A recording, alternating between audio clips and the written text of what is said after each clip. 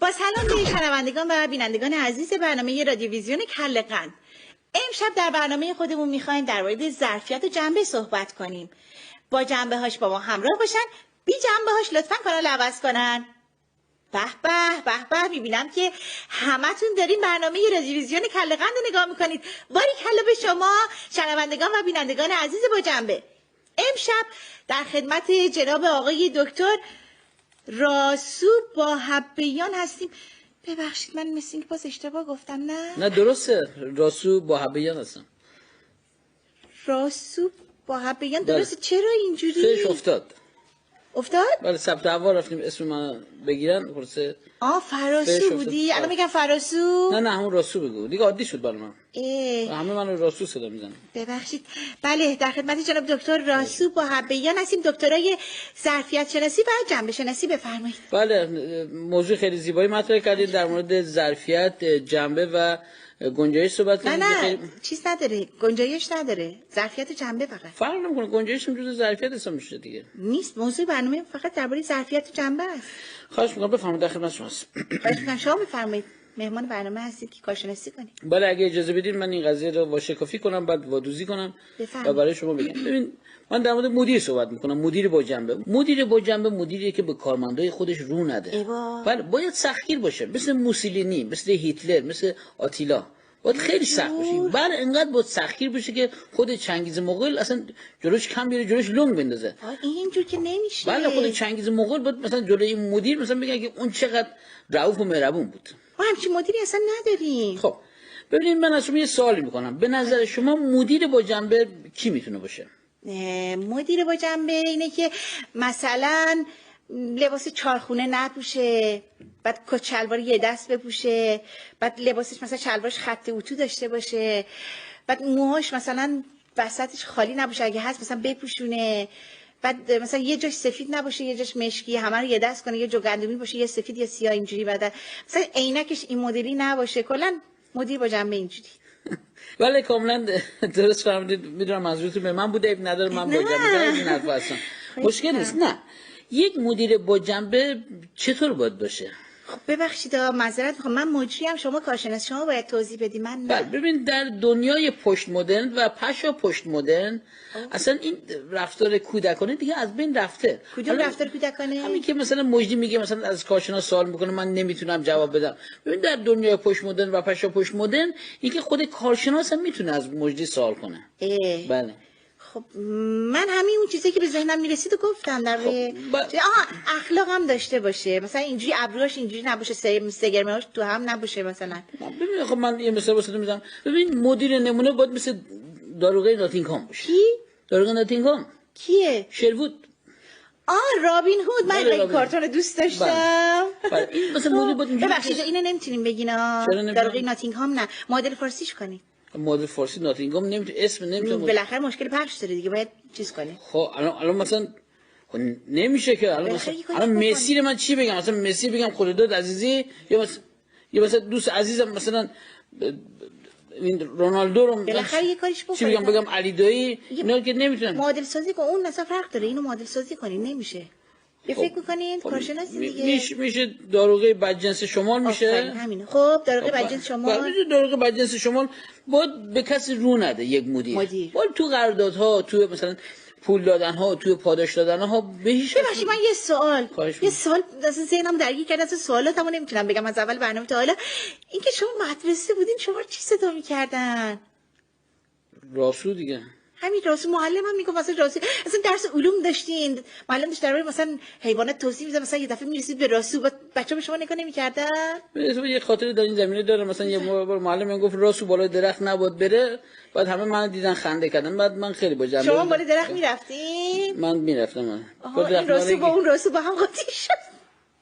ببخشید خیلی نداره خنده کنید، من خیلی با جنبه تر از این خواهش میکنم. خیلی با جنبه اینا. بله بفرمایید ادامه بدید. بله داروغه شمال اینا دیگه این که نباید وقت خودش رو تلف کنه، باید شایسته گذینی کنه. این خوبه، این خیلی خوبه. بله مثلا فامیلای خودش مثلا باید بیاد مثلا سر کار بیاد بهشون پاسخ حساس بده، یا مثلا حالا فامیلا که اگر تموم شد بعد بره سر وقت فامیل زنش. فامیل زنش مثلا فامیل زنش مثلا بره پست بده یا مثلا باجناق خودش اینا میتونه ولی به باجناق خودش میتونه پست بده. درسته از قدیم میگن که مثلا ژیان ماشین نمیشه، باجناق فامیل نمیشه. ولی از قدیم مثلا قدیمی حرفایی که قدیمی‌ها میزنن باید الگوی خودمون قرار بدیم. یا مثلا میگن که مثلا باجناق شبیه مثلا زیپیرن یا بیجامه میمونه. اینک تو خود چرا دیگه؟ آره دیگه، چون با هر دوشون تا سر کوچه بیشتر نمیتونی بری.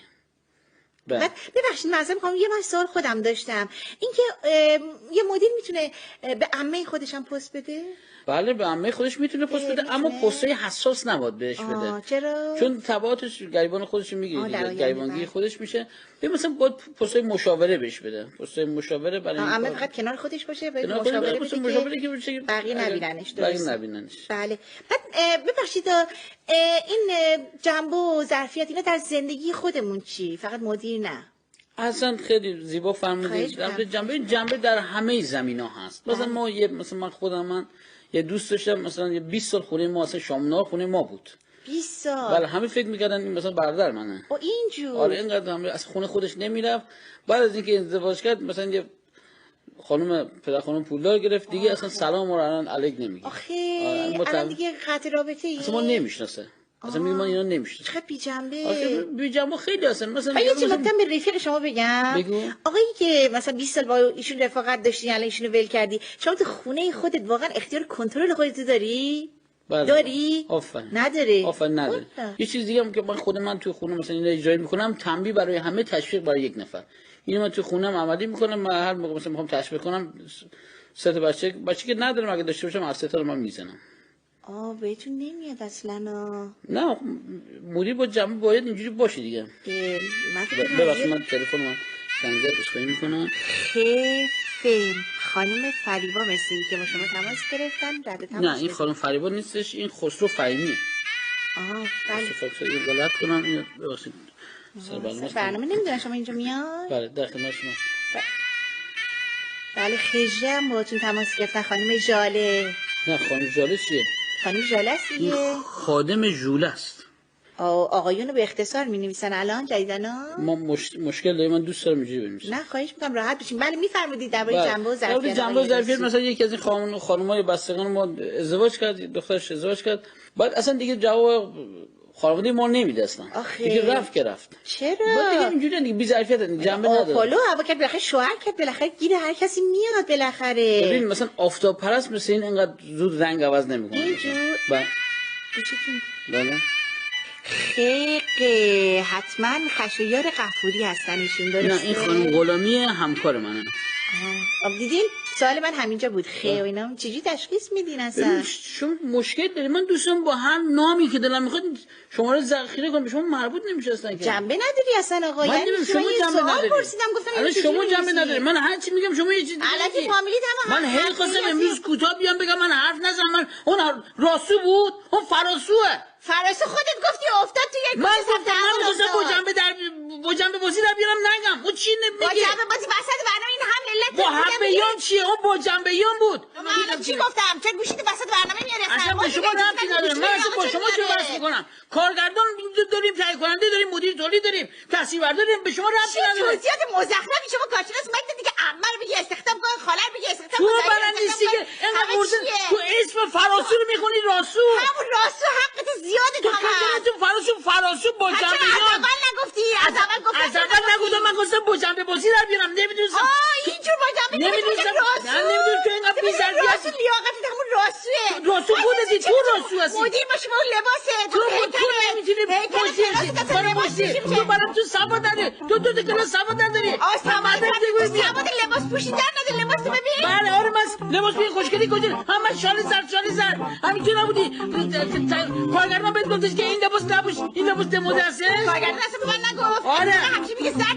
من زرد دوست دارم. راسو اسم خودته. شعور نداری؟ یعنی از اول تا آخر برنامه خودت لو نداری.